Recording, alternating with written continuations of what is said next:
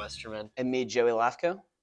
So we've got some more great topics featured today. The one thing we're going to start off, obviously, the draft is slowly but surely coming up, and we're going to talk about our sneaky pick. So Our Joey, sneaky pick, who yeah. do you got? All right, so for what we call our under the radar pick, we have I have Kimani Vidal, running back from Troy University, and honestly, I think Vidal has gone under the radar mostly because of his size. He's 5'8", and honestly, you don't see many shorter players in the NFL. I mean, but I kind of made it evident that when you do see a shorter player in the NFL, it's obvious that they had to work very hard to get to where they are because they had to obviously outperform people who were bigger than them like throughout their entire career. And so with Kamani, I think what's very unique about him is that he loves to make I know a lot of running backs do, but he especially is able to make like a 15-yard gain into a 40-yard gain. Like he'll be able to pick up those extra yards, especially after contact. And what I think is best about him is he loves to play the outside and find holes within the line. So when he plays those holes, when he plays the outside, he finds the most success. He breaks through what should be only a 15-yard gain, but makes it 40, 45 yards. And honestly, he has a lot. He seems to be a very good day 3 prospect. He has multiple awards under his belt. He has the 2023's AP All-American Third Team Award. He's got the 2023 Sun Belt Offensive Player of the Year Award, so on. So I think one team that could draft him is the Indianapolis Colts because historically they've had a really good line for many years. Sure. And right now, all you see right on their running back roster is Jonathan Taylor with some practice squad guys. And so I think if they drafted Vidal, they could develop him under Taylor and then potentially be able to replace Taylor with him in the future if he becomes good enough. So I think he would be a great pick for a day 3 draft pick. And I have the Colts picking him.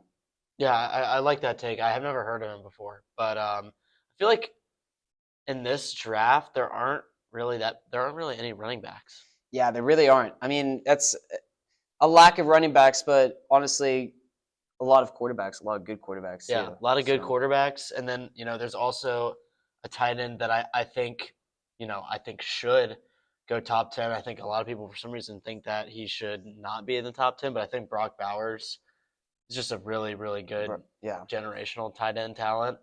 I think one thing with the NFL recently is that tight ends have become such a big part of the game, and not just obviously in catching the ball, running good routes, but also in blocking and just being a bigger part of that offensive line. Mm-hmm. I think one thing that obviously Kelce, a lot of people see him as he makes plays running down the field, but he can block. It's the same with George Kittle, David Njoku. Yeah, right. David Njoku is a big blocker on the Browns. Yeah, right. I think a lot of people underestimate how important tight ends are for blocking. Yeah, and so with someone like Brock Bowers, he's got good. He's able to catch the ball. He's got great hands. He's got good feet. And he made some big plays for Georgia as they went back to back in 2021 and 2022. So I was actually watching this CBS Sports clip between Spielman and Pete Prisco. And basically, Prisco was citing that due to the lack of success with recent tight ends that have been drafted top 10, and those are like Kyle Pitts, who really hasn't worked out all that well in Atlanta. Now, TJ Hawkinson he mentioned, which I personally think Hawkinson's an excellent player. And I guess Prisco's reasoning behind citing failure there is that he didn't stick with the team that drafted him. Mm-hmm. Which I thought was interesting because, there's so many reasons to trade a player that I don't really think that's a good reason to say he was a failure. But another one is Eric Ebron, kind of, had a couple decent years, but don't really hear his name all that often anymore. So I think with Bowers, this is a great opportunity for a team with the top 10 pick to take a tight end that could become a franchise tight end. And we've seen how important they've become. I mean, look at Kelce. I mean, my goodness. 100%. Like, he is It's really that dual threat type of player, Right. just like a running back, kind of like how they can become like a receiver, just kind of slip on the outside. I like that take. I like that take a lot, and I think he could slip in the top 10 potentially. I mean, who do you think could draft him? That's a good question. Who needs a good tight end right now? I mean, I think with the top 4 teams, they're going to go with quarterbacks. I think that's Yeah. pretty safe to say. Now, I think um, potentially Bowers could replace Marvin Harrison Jr. in the draft order. There was this mock draft that the NFL. Let me see. So I think basically, let's see. So obviously we've got the Bears first, Commanders, Patriots, and Vikings all taking quarterbacks, and then there's a projected trade between the Chargers and the Jets, and that means that the Jets would get the 5th pick. Mm. So they would take Marvin Harrison Jr. But I think when you think about who the Jets have at tight end, I mean, I think Bowers could fit well there. Especially since they have a good receiver core right now, they could leverage that pick with Harrison Jr. if they did trade. They could also trade again to someone who wants Harrison more, Sure. and then they could potentially get that Powers pick. Yeah, and with the new pickups that the Jets got, we'll talk about that a lot more later. And obviously they got Mike Williams, so Yeah. buffing up that receiver core. So I think really, I mean, I think the Titans will definitely go with an offensive tackle, left tackle specifically. I mean, the Falcons and maybe even the Bears at number 9. I mean, I think Rome Odunze is excellent. I think Marvin Harrison Jr. is obviously really good. I mean, he's I really think that the top receiver in the class you can really move around a bit because I think there's some really good players there. But I don't know. I mean, with the way that tight ends have become so important, I think Bowers would be a good pickup. Even over a wide receiver. Right. Because I just feel like there are a lot of wide receivers out there that can kind of just fill spots. But I think tight ends, having a good tight end is so key that you might even want to consider favoring that.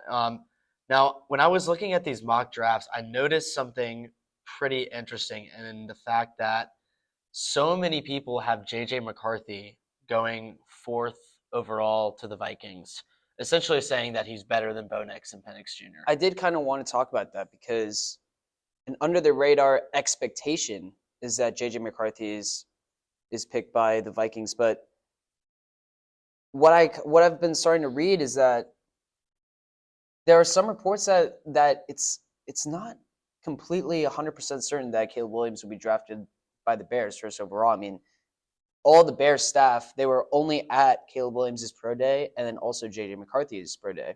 Huh. And so it's kind of strange. I've been reading these reports where JJ McCarthy is receiving a lot of attention also from the Bears. Everybody is there as well as with Caleb, but I mean, is that kind of something that's not really a completely solid number 1 pick, Caleb Williams? I mean, I think the don't know. Bears would just be insane. Yeah. I think the Bears would be insane to not draft Caleb Williams. Right. I mean, if they went with Jaden Daniels, then maybe. I think even that's a stretch. Yeah. I just think Williams, again, we've been talking about so much generational talent. I mean, I've seen Williams play in person. I mean, it's just insane. It's really what good. he can And he's do. never looked bad in his college career. Not really. Like he's never Not really. And USC looked bad because their defense was exactly. atrocious. But you were never able to put it on Caleb Williams. And people blamed him too, Yeah, which I just exactly. think is crazy. That offense put up so many points. points per game. Average like over 40 points a game. And they still lost. And it's like at that point it is the defense. It is maybe even coaching. But I think Caleb Williams is also a generational talent. I think there is no denying he could go first overall. But some people are trying to deny it. Some people are trying to say, hey, maybe it's not a completely sold pick on Caleb Williams. Maybe JJ McCarthy could be a guy who goes first overall. I'm not sure though. I don't think that could happen. That's kind of like an under the radar take. I mean, McCarthy above Nix and Penix Jr. Okay, fine.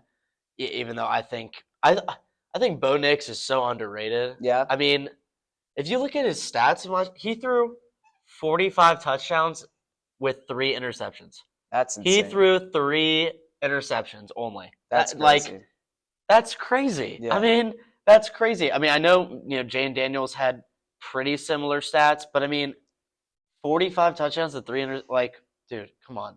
And if you look at McCarthy, I mean, 3,000 yards, 22 touchdowns, 4 interceptions. He had less than 2/3 the stats that Nix did. And obviously, Michigan did better than Oregon because, Oregon was just outside the CFP. And what was a really good Pac-12. I mean, the Big Ten's really not all that great outside of Penn State, UMich, and OU, Ohio State. So, I think McCarthy versus Nix, in my opinion, Nix is better. And at the combine, Nix, he had a couple underthrows, a couple overthrows, which a lot of people won't be able to look past. Right. But in terms of his consistency and good throws, Nix definitely won that battle. And I, when I was watching McCarthy's on field, there were a lot of drop balls, and whether that's on the receivers or him, and also with the combine, there's a lot of receivers running routes they've never run before. Right. So it's hard to judge and just be like, oh, the combine he played bad, so that's it. But I do think Nix at the combine he had good feet. Again, overall more consistent throws. Again, a couple under and overthrows, but I think you can kind of account for the receivers not. I mean, obviously he's got no chemistry with a bunch of these guys, so I think that's one thing. Now, to give McCarthy a little bit of credit with his college career, he did go 27-1, which is pretty remarkable. That is. He also had the third best win percentage in FBS history amongst players that have played 25 or more games. Wow. Which you got to give him some credit. But that is credit to him, but also at the same time, the team behind him. Right. I mean, Michigan, him, I mean, like the best defense. Jim Harbaugh for the longest time. Right. And Blake Corum, who was close to winning the Heisman. Now, what's your take on Nix versus McCarthy? I think Penix Jr. A lot of people kind of count him out, and I kind of understand why. Right. I think he obviously had a lot of success last year with what Washington did. Right. But at the same time, I think when you take the other quarterbacks, I think the other quarterbacks just have better fits than he does this year, and I think he'll obviously be taken by a team. But I do. There are 7 good quarterbacks. That's just crazy. Yeah. 7 really, really good quarterbacks that really you can move around so much. But I think he kind of sits in that 7 spot, and that's not even a bad spot to be in. I mean, this class is so good. Yeah. But I think when you look at Nix versus McCarthy, like where for you do they kind of rank? Like which one over the other? I mean, I think wins obviously are very important, but it only speaks to how good. I mean. It only really speaks to the team's overall success, I think, because you see Caleb Williams and his wins.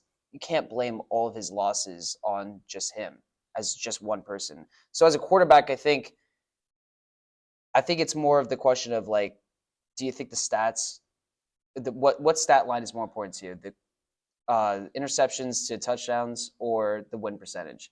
And I think honestly, it's production with touchdowns and interceptions because that just shows how consistent you are. So I think I'm gonna have to go Jayden Daniels on that one. Or I mean, sorry, Bo Nix. Right. Yeah, my bad.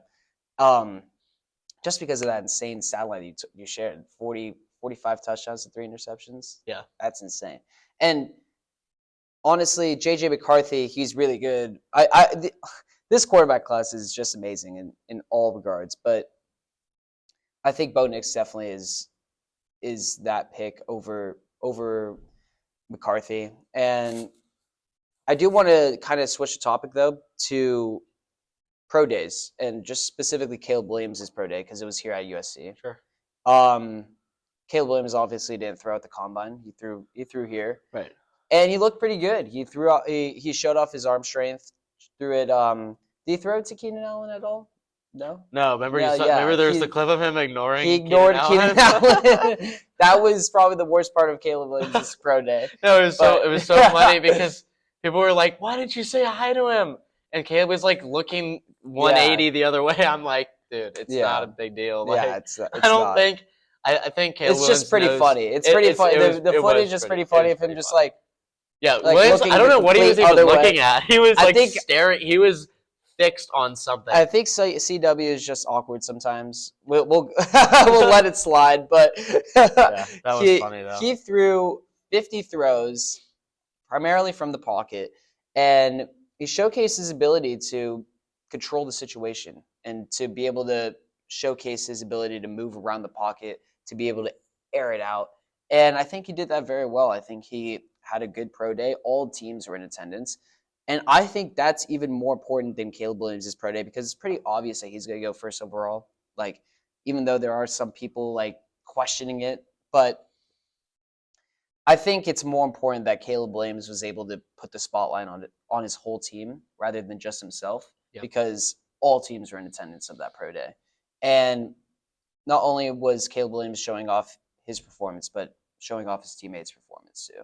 So I think that was very important for him as a leader to be able to, and that's honestly the last time he's going to be on campus for a while. Like that's the last time he's stepping on this campus as a player too, as a USC player. Right. But I think it was a good pro day. I think his performance was great, and I think it was really good what he did for his teammates to be able to showcase their talents as well, not just his. Yeah, I think that says a lot about his character as a leader. Right. Obviously, last year as a fan, it was tough to watch because you have a team that started. What was it? Were we 6-1? Was USC 6-1, 5-0? It was definitely it was 5-0, It was and then 6-1, right? Yeah. Right. So I think I think when the team started to go downhill, like I remember there was a clip of him like crying after the Washington game. I think it was. It was. Which that game was incredible, by the way. I was an insane game. The defense was just beyond frustrating. Horrid. But regardless, Williams as an individual, obviously, I think the emotion definitely got to him towards the end of the year, and I think that's maybe why people were kind of concerned about him. But I think that shows more to his character. I agree. I agree because it shows he cares. It shows he cares, and sometimes I feel like when you have a player that's so good, it's tough. I don't think you can say like, oh, because this player is so good and he's generational, he's not going to care. Like that's not fair to just say that out of the gate. But sometimes you get that sense from those types of players that they're like, oh, they don't give a shit. It's the attitude of some players too, because sometimes we have to be honest, like it's not everybody, but some players do care about it more for their own career rather than their team, whatever team they're on. I mean, honestly, you can. I'm not trying to point fingers here, but like a lot of people say that about Bronny because he could leave next year, like USC, and a lot of people say that he doesn't care about the team or where he goes. It's just his career, him getting to the NBA. But I think it's not the same case with Caleb Williams. We saw he actually cared about USC, he cared a lot about his team. I mean, the emotion there. I don't think that should be seen as a bad thing. It's showing emotion. I agree. I don't think it should be. I agree. And I think, well, with Bronny's case, he clearly still needs to develop before he goes to the NBA. Now, a lot of people are saying he's going to transfer. I personally think he could do well developing here. Yeah, he could. But, if there's – the thing is with the transfer portal is that you can move and then move again and then move like there until you find success. Yeah, I think like if Bronny, if he needs the time to develop, which he does, he really does. He does. But I think it's interesting. Like if you look at a basketball program like Kentucky, where it's all a bunch of one and dones. I mean, the guys don't even stay there long enough for you to get familiar with like their names, and then Kentucky's been bounced in the first round twice, 2 years in a row. So I think I think with Williams, you can't say that he doesn't care about the team. It's pretty obvious that he did, and he still does because he decided to throw for his guys here, and I think talking about kind of trends, I think let's talk about like the next kind of 5 years in the NFL. Obviously, we've got all this AI stuff going on, and AI is playing into every business. AI.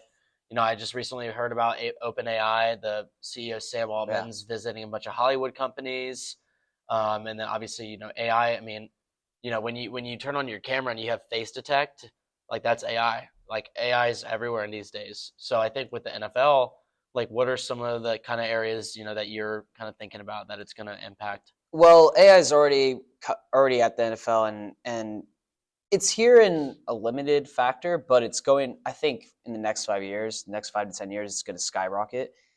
Right now, we're kind of seeing AI play a role in analytics and also in performance. So the NFL right now, they have these devices that they put on the players to track everything that they're doing. So like speed, agility, performance, etc., to be able to basically compile the best performance plan for their players. So I think that's obviously a very helpful tool. There's nothing wrong with that. However, the dangerous part of AI is where it affects the jobs. And Right. one of the most dangerous things I think about when I think about AI is, oh my god, the fact that we have AI cameras now, and like that is camera work has always been like such a human element. Like you have to be able to be tracking the whole game, not only understanding the rules but also understanding the game. And now we have a computer capable of doing that. I mean, there's a camera on the market right now for just freelance videographers where you just slap a camera on a tripod. It has cameras all around, all 360 angles, can zoom in on players and then highlight the highlights of the game in post production. And if that's already available on this market right now and currently this year, what's the market going to be like for those cameras in 5 years? Right. Where videographers going to be in 5 years? Photographers 5 years? That's the most scary part to me, because I think just the everyday normal jobs that people dream of having in the NFL and the NBA and in the sports industry, they're being threatened right now by AI, by computers. And I feel like the question has to change to what can we do about it? Because obviously someone would want to rather have an AI camera than paying a videographer. But does that come to the government or to the people running the NFL to be able to make rules? They basically saying, "Hey, we can't have AI cameras," or I don't know. I don't know what the future holds in that regard, but I think what the solution could be is creating laws and regulations and rules to be able to limit AI's capabilities on what they do to replace humans. Because if if you just have a bunch of robots out there on the sideline, it's going to feel very, very unnatural, and that takes the appeal out of sports. The natural feeling and the natural sense of just joy and enjoyment from sports, I think, could be gone if you don't see any humans on the field rather than just the players. Like, like imagine watching a football game and then just seeing literally no one on the field but just like players. That would just seem just so weird. And that's kind of like the direction we'll be going towards with AI replacing a lot of these jobs. And so I think it's scary. I think it's dangerous. Yeah, I agree. I think it would definitely be devastating for the game if AI, I think with videography, I think an AI camera is really not a big deal. If it helps the team organize videos and make highlight reels and, organize videos based on like players and plays and, what type of defense the other team's playing, I think that's pretty acceptable. But that in terms of like using it for film or in terms of using it for Right. like distributing the game. I would say Like film of just like just with film. intra-team purposes, not for external purposes. Right. I agree. Intra-team purposes could be useful. Right. That's just like putting a tracker on the player. That's honestly like not really threatening of too many jobs. No. I mean, not really, but No. but I feel like it changes when, like, let's say TV stations were only using all AI cameras, right? Right. That's dangerous. Right. That takes I mean, away a lot obviously, of because people's jobs. with the NFL, like so much of their, I mean, almost, I think it's 60% of their revenue is from TV deals. Mm-hmm. So broadcasting is obviously a huge part. And then also talking about other potential roles that are at risk. You got to look at the analysts and the scouts. Oh, Because yeah. obviously with AI, a lot of people are using it to sift through data, to have it kind of, right, to have it analyze data. So Yeah. when you have an AI doing it for you, and obviously the reliability of the AI is only going to go up. I mean, we've seen that. with as ChatGPT, the new versions keep coming out. So I think with analysts and scouts, that's something that could be at risk. But I think really the question with AI is not because we know it's coming, right? We know it's coming, so that's not the question. Um, I think the question is, or what we at least need to figure out, is how to balance between the AI human and interaction humans, yeah. and the AI interaction. And I think with something like an NFL scout, I don't think AI is going to be able to accurately, like we were just talking about Caleb Williams and his emotion, right? Mhm. I mean, could an AI tell if he was sad or like angry? I mean, they could predict that, but I think a human intuition is always going to outweigh that. But then again, who knows? I mean, AI is going to be developed so I quickly that mean, it could eventually get to the point where that is just favored yeah. because of human error, simple human error. But And just like there will be so many numbers and analytics to back up the AI's thinking or decision. And a lot of people don't like to argue with numbers.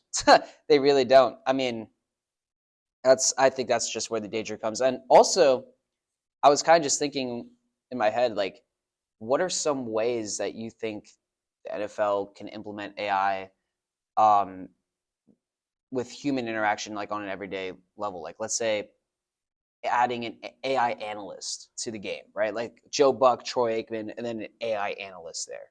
Like, do you think that could be something that we could see in like the next 5 years? I could see an AI coming in and being like every 5 minutes, let's say like an AI will come in, hey, Aaron Rodgers is experiencing 15% more pressure than last week, right? Like, that's certainly. I mean, that's you should pitch that to the NFL. If they're not, I mean, I think they already kind of do stuff like yeah, that. yeah, But but like, like I see on a exactly greater I level, see exactly what you're saying. yeah. Um, I think it was interesting. I've been hearing about all these what the NFL is calling alternate presentations. Mm. And so you see Peyton and Eli. You obviously saw Nickelodeon during the Super Yeah, Bowl. yeah. So there potentially could be some sort of broadcast that's like data driven, where you Mm. have the game, and maybe the announcers are on it, but you could have like sort of like an AI run kind of broadcast that's like very data driven. And for And numbers guys, maybe, yeah, right, or maybe like you have a gambler who's like, oh, Mm. I want to see these numbers, like, oh wait, and I don't gamble, so I don't know how Yeah, any of yeah, this yeah. works, but I know like there's in game parlays and all that stuff. Like, what if you're halfway through a game and it's like, how many yards is this guy gonna get this game? And it's like the AI can quickly pull up, oh, last time against the Dolphins, so and so got 50 yards in the third quarter, and the time before that got 30. And then the bet's like, is he going to get 20 or more? Yeah. Like, right? So I think that could be a possibility. But in the time we have left, let's turn back to reality. So, um, Wait, wait, wait, wait. Before we switch topics, I really wanted to get to just the augmented reality space of AI. Okay. Like, I wanted to kind of just talk to you about this idea I had where what if the NFL starts to stream these games, but be able to kind of put you in the perspective of a player through AI?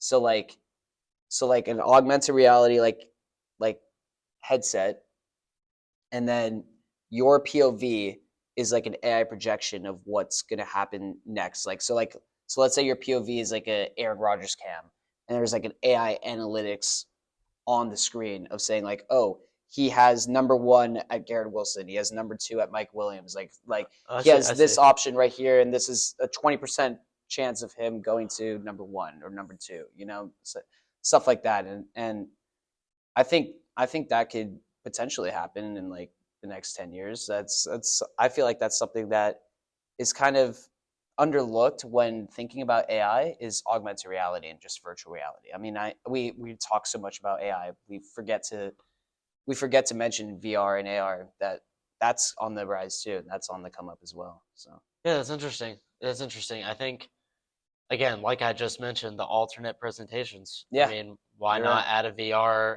AR option? I mean, the NFL will look to expand their business in any way possible, and they're mainly doing that with technology. So I don't see any reason why they shouldn't explore VR and AR. Yeah. I think that's interesting. But let's flip to the Jets real quick. We've Yeah. got a few minutes left. So they recently just brought in 3 linemen, 2 from Baltimore and Morgan Moses and John Simpson, and then Tyron Smith from Dallas. And then they also got Mike Williams from the Chargers, and then a pretty solid backup quarterback, and Tyrod Taylor. So I think kind of the big story behind all this was how poorly last offseason went for them. Obviously, Rodgers was the main headline, Right. but they picked up Tomlinson and Ozuma for some pretty big bucks, and then they got all these players for less than that this offseason. So managing and what the Jets have is in a tight budget. So now we're going to look at kind of what's the ceiling, right? What's the ceiling? And assuming Rodgers is healthy, which he will be. Right. I think Saleh said he's returning to spring practices now, or at least he'll be available for spring practices. Right. So that's a good sign for Jets fans. So, with the division they're in, like, what do you kind of see them doing next year? Honestly, I don't think I see them going that far. And I think it's going to go back to the problems that we saw last year with the line. But if these additions aren't good, they're lineman additions. But let's just go back to what were their problems last year. It was mainly the line. I mean, their line was horrible. That when Aaron Rodgers went out and Zach Wilson was backing them up, the Jets line allowed Zach Wilson to be pressured 45% of all dropbacks, which was literally the worst numbers since 2017 Houston Texans at 46%. That's insane. And that is horrible. And just the fact that they weren't able to adjust that number at all, because that was in November, and that number had gone up from like 42% to 45% from like October to November. So it was obvious that they were only getting worse. The line was getting worse over time, and the coaches were not able to adjust the lineman positions to be able to try new things, maybe get a third string in there, practice squad guy, because at that point when you're so bad with a line, you need to experiment more to see what works and what doesn't, and they didn't. And so I feel like the lack of their adaptability with Rodgers going down and Zach Wilson not being able to do anything because of that line. But if, let's say, the line is good next season, can they go far? Maybe. I mean, Rodgers with Mike Williams, Aaron Lazard, which was his guy in Green Bay, Garrett Wilson. That's a good receiving core. That's not that there should be no excuses for Aaron Rodgers if he doesn't perform well. I mean, he has all the weapons he needs. He has Breece Hall, which was not really that good last year, but hopefully he will be better. He's solid. Yeah, with the line pickup. And so I think it's possible, but I don't see them making a playoff run. I just don't. I think Robert Saleh, this is his last year in New York. I don't think he'll do good with Rodgers. And maybe after this year, if the Jets don't do well, they'll get a new coach in there and maybe do better. But I'm not sure. I don't think Saleh has been able to prove to me that he is good enough to lead a Jets team to have a good season. I just don't. That's an interesting take. I think that's an interesting take because I think, one thing that when I was preparing, I was like, actually, at first I was like, it really all has to do with Aaron Rodgers. But then the more I thought about it, I was like, it actually really has to do mostly with Robert Saleh because, what kind of offense are they going to be running? And now that they've got these receivers and they got some new offensive linemen, like maybe talent isn't really the issue. And obviously, I think with the team last year, I mean, they just gave in. They gave in. Yeah. They also play in a really good division. Yeah. So that's another thing that you have to take into account. So personally, I'm going to disagree with the fact that they won't even get a playoff berth. Will they get a playoff win? I doubt it. But I could see a playoff berth happening because, New England if the Jets are if Rodgers stays healthy, I see them beating New England twice. Yeah. And even if Rodgers is healthy, I could see them, beating Miami once, beating the Bills once. Although the Bills have always done well in the AFC East. Yeah. So I don't know, but and then the team but next year they're paired with the NFC West and the AFC South. AFC South is not that great, so you could definitely pick up some NFC wins West there. is pretty good though. NFC West is very good. So they play at the 49ers, and I can't remember. Probably at the Rams, right? Or with the Rams? I can't remember. They definitely play Seattle at home, which could definitely be a win. But I think they don't even have like the toughest schedule in the world. So I think you could see them maybe going 9-8, 10-7, getting a playoff berth, and then I don't see them going past the first playoff game. We talked about last episode on how many free agent signings there were too, and how equaled out in talent this league is. And to win in this league, you need to be elite. You need to be really good. And I don't see them being elite next year with Robert Saleh. I don't think so. And even Nathaniel Hackett's going to be their offensive mind because Rodgers really wanted him. But what he did in Denver wasn't that good. I mean, I don't expect much from them. They haven't really given me a reason to expect a lot from them. So let's just both give a prediction for the Jets next year. All right. I see them going 9-8. 9-8, and playoff or no playoff? Because no playoffs. Well, no playoffs. 9-8 is not in the AFC. That's not even good enough to get you to the playoffs. It's just not. Yeah, it's not. I'm gonna go. What were they last year? 7-10. They were 7-10. 7-10. I think it's hard. It's hard because I feel like they have potential, but do you really? I guess the question is, the problem with the Jets is that they're the Jets. Like, yeah, exactly. They're the Jets. I mean, the turf. the turf that everybody gets hurt on. Do you see Aaron Rodgers switching that team from 0 to 100? I guess that's kind of like the bigger question. I just don't think so. He's out of his prime. I mean, he's getting older.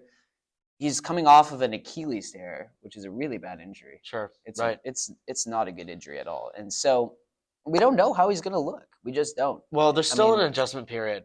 But they're still building the chemistry. Exactly. Saleh and Rodgers. He didn't even get to have a full year with them last year. He didn't even get to have a full game. Yeah, exactly. He got out within 4 snaps. So you're starting this quarterback who needs to have that development with the team. And usually that first year, even with a really good quarterback, that first year with the team, that full year, they usually don't do the best. With C.J. Stroud even. You saw C.J. Stroud go in there, and he took his team to the playoffs with a playoff win, but it just wasn't. He wasn't able to go all the way, even without the support of obviously an Aaron Rodgers team with the Jets. The Jets roster is arguably could be better than the Texans, but I mean, when was the last time we saw a quarterback just completely turn a team 0 to 100 within their first year? It's not likely. Yeah, it's not. It's not likely, but it'll be interesting to see what happens. That's all we've got time for today on 4th and Goal. Thank you guys for tuning in. My name is Robert Westergren. I'm Joey Lafka. Thank you guys.